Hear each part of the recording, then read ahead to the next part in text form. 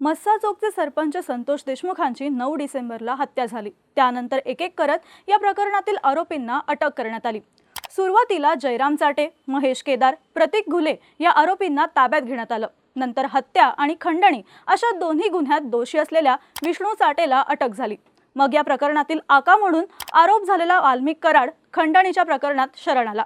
पण या प्रकरणातील मुख्य आरोपी सुदर्शन घुले, सुधीर सांगळे आणि कृष्णा आंधळे पोलिसांच्या हाती लागत नव्हते। सुदर्शन घुलेचा गुन्हेगारी इतिहास, त्याचं नेपाळ कनेक्शन यामुळे सुदर्शन घुले सहजासहजी सापडणार नाही अशी चर्चा झाली। पण 4 जानेवारीला सुदर्शन घुले, सुधीर सांगळे आणि सिद्धार्थ सोनवणे 26 दिवसांनी पोलिसांच्या हाती लागले। पण कृष्णा आंधळे सापडला नाही। त्याचे सगळेच साथीदार गजाआड झाल्यानं तोही लवकरच हाती येईल असं बोललं गेलं। पण देशमुखांची हत्या होऊन 37 दिवस लोटले तरी कृष्णा आंधळे अजूनही फरार आहे। इथे वाल्मिक कराडसह सगळ्यांवर मुक्का लागला, त्यांना पोलीस कोठडी मिळाली। वाल्मिकच्या सुटकेसाठी आंदोलन झालं तरीही कृष्णा आंधळे मात्र पोलिसांपासून पळतोय। संपूर्ण राज्यात हे प्रकरण गाजत असतानाच आरोपींना कठोर शिक्षा देण्यासाठी राजकीय तसंच सामाजिक दबाव वाढत असताना CID, SITचे पोलीस मागावर असतानाही कृष्णा आंधळे कुठे या प्रश्नाचं उत्तर अजूनही मिळत नाही। कोण म्हणतं कुंभमेळ्यात तो गेलाय, कोण म्हणतो तो नाशकात फिरतोय, पण या सगळ्या शक्यताच असून कृष्णा आंधळेचा शोध काही लागत नाही। कृष्णा आंधळे आता कायद्यापेक्षा मोठा झालाय का असा प्रश्नही उपस्थित केला जातोय। यापूर्वीही एका प्रकरणात आंधळे फरार होता, त्यामुळे सराईत गुन्हेगार असलेला आंधळे फरार होण्यात तरबेज आहे का, त्यासाठी त्यानं काही प्लॅनिंग केलंय का, त्याचीच माहिती या व्हिडिओमधून जाणून घेऊयात। नमस्कार, मी अदिती आणि तुम्ही पाहताय बोलभिडू। तर सगळ्यात आधी कृष्णा आंधळे आहे कोण ते बघूयात। कृष्णा शामराव आंधळे बीडच्या धारूर तालुक्यातील मैंदवाडी गावात राहणारा 27 वर्षांचा मुलगा। शेती करणाऱ्या आंधळेची वीट भट्टीवर लागणाऱ्या कामगारांची टोळी आहे, त्यामुळे तो आपण मुकादम असल्याचंही सांगायचा। कृष्णा आंधळे वाल्मिक कराडचा मावस भाऊ विष्णू चाटेच्या संपर्कात आला। चाटे आणि आंधळे दोघेही मुकादम म्हणून काम करत असल्यानं त्यांच्यातील ओळख वाढत गेली। चाटेच्या मदतीनं आंधळेला मुकादमासह राजकीय काम करण्याचीही संधी मिळत गेली।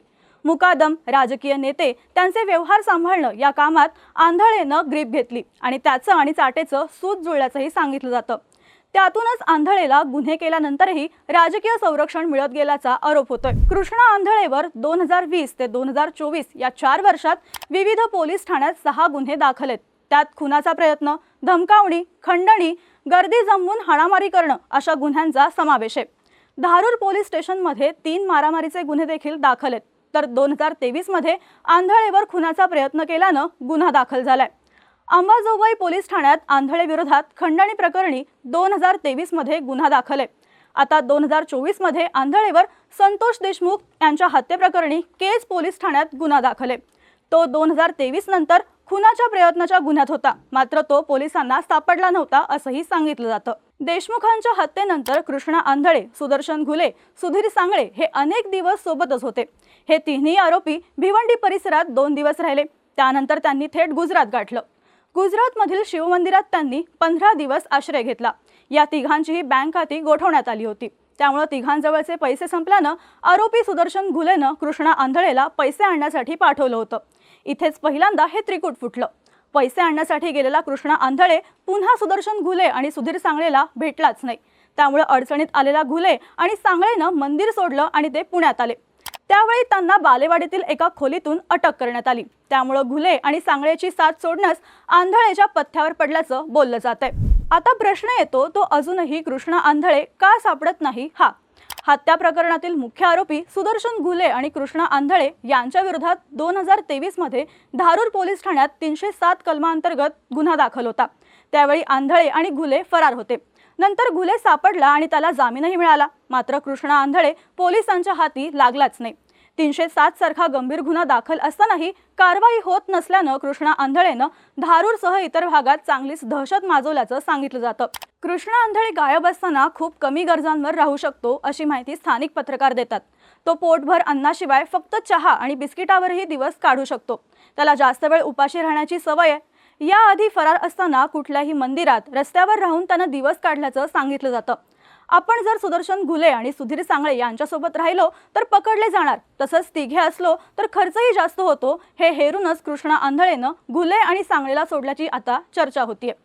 त्यातच कृष्णा मोबाईल फोनही वापरत नसल्यानं त्याला ट्रेस करता येत नाही। यातून कृष्णा आंधळे फुल प्लॅनिंग करून स्वतःला सेफ करून घेत असल्याचंही बोललं जातं। तसंच यावरून सीआयडीच्या तपासावरही टीका केली जाते। कृष्णा आंधळेच्या तपासाबाबत पोलिसांकडून फक्त शोध चालू आहे इतकंच सांगितलं जाते। सीआयडी त्याबाबत एकही शब्द बोलायला तयार नाही, ते माध्यमांपासून दूर राहणंच पसंत करतात असं स्थानिक पत्रकारांचं म्हणणं आहे। एकीकडे सीआयडीची 12 पथकं आहेत, त्यात 150हून अधिक अधिकारी काम करत असल्याचं सांगण्यात आलं होतं। वाल्मिक कराड सीआयडीला शरण आलाय, तर इतर आरोपींना बीड पोलिसांनी अटक केली आहे। तसंच या गुन्ह्याच्या तपासासाठी अप्पर महासंचालक प्रशांत बोरुडे हे बीडमध्ये तळ ठोकून होते। त्यांच्यासह जिल्ह्यातील सर्व वरिष्ठ पोलीस अधिकारी या तपासात होते। त्यानंतर बीड पोलिसांनी सुदर्शन घुले आणि सुधीर सांगळे या कृष्णा आंधळेच्या साथीदारांना पकडून एसआयटीकडे सोपवलं। त्यामुळे या प्रकरणात योग्य आणि जलद तपासासाठी सीआयडीला पाचारण करण्यात आलं असलं तरी सीआयडीनं स्वतः आतापर्यंत या प्रकरणात एकही आरोपी पकडला नसल्याची टीका केली जाते। एसआयटीला ही घुले आणि सांगळेच्या तपासात आंधळेचा मागमूस लागत नाही का असा प्रश्न उपस्थित केला जातोय।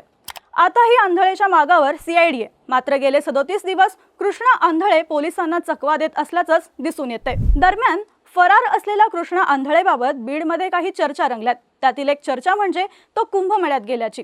सध्या उत्तर प्रदेशातील प्रयागराज इथे महाकुंभमेळा भरलाय। हा मेळा 45 दिवस चालणार आहे। तिथे दररोज हजारो लाखो भाविक येत असल्याचंही पाहायला मिळतंय। त्यामुळे आंधळे अटकेपासून वाचण्यासाठी कुंभमेळ्यातल्या गर्दीत लपला असल्याचीही शक्यता वर्तवली जाते। दुसरी चर्चा म्हणजे तो भिकारी होऊन लपल्याची। घुले, सांगळे आणि आंधळे यांनी गुजरातमधील मंदिरात काही दिवस आसरा घेतला होता। तसाच आता फरार आंधळे महाराष्ट्रातील किंवा महाराष्ट्राबाहेरील मंदिराच्या आसऱ्याला असण्याची शक्यता वर्तवली जाते। त्यासाठी त्यानं वेषांतर केलं असण्याची शक्यता आहे। यापूर्वी त्यानंच सुदर्शन घुले आणि सुधीर सांगळेला मिशी काढणे आणि टक्कल करण्याचा सल्ला दिला असल्याचंही बोललं जातंय। इतकंच नाही तर कृष्णा आंधळे नाशिकमध्ये लपला असल्याची चर्चा व्हायला लागली आहे। तो नाशिकमध्ये फिरत असल्याचा दावा करणारे व्हिडिओ आणि फोटो सोशल मीडियावर व्हायरल झाले। नाशिक शहरातल्या मुक्तिधाम परिसरात तो फिरत असल्याचा दावा सोशल मीडियावर केला जात होता। यामुळे पोलीस यंत्रणाही अलर्ट झाल्या। नाशिक पोलिसांनी नाशिकमध्ये सर्च ऑपरेशन केलं। पोलिसांनी या परिसराचा कोपरा शोधला। मंदिर परिसरात असलेला सीसीटीव्ही तसेच लॉजिंग रेकॉर्डची पोलिसांनी पडताळणी केली, पण तरीही कृष्णा पोलिसांच्या हाती लागला नाही। दरम्यान तो नाशिकमध्ये असल्याचा सोशल मीडियावर करण्यात आलेला दावा खोटा असून ती निव्वळ अफवा असल्याचं पोलिसांकडून सांगण्यात येतंय। सध्या संतोष देशमुख हत्या प्रकरणात वाल्मिक कराड, सुदर्शन घुले यांच्यासारख्या प्रमुख गुन्हेगारांवर मोका लागलाय। मात्र खंडणी आणि संतोष देशमुखांच्या हत्येचा संबंध आहे की नाही हे तपासण्यासाठी प्रत्येक आरोपी महत्त्वाचा ठरणार आहे। त्यासाठी विष्णू साठेचा हरवलेला फोन आणि फरार कृष्णा आंधळेचा ताबा मिळणं तितकंच महत्त्वाचं आहे। पण 37 दिवस झाले तरी कृष्णा आंधळेचा उल्लेख संतोष देशमुख प्रकरणातला फरार आरोपी असाच केला जातोय। त्यामुळे आता कृष्णा आंधळे पोलीस आणि सीआयडीला एक प्रकारे आव्हान देत असल्याचंही बोललं जाते। तुम्हाला काय वाटतं? कृष्णा आंधळे नक्की कुठे असावा?